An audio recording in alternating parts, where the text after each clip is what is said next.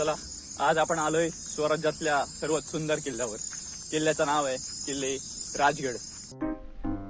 सांग मला बोल मला मन झुरतया दुरून पळतया कळतया वळत माग फिरून सजलं ग धजलं ग लाज काजला सारलं येंधळ हे गोंधळलं लाड गेलं हरून हायलं असं उरात पण जायला गेलं ते ओढ लागली मनात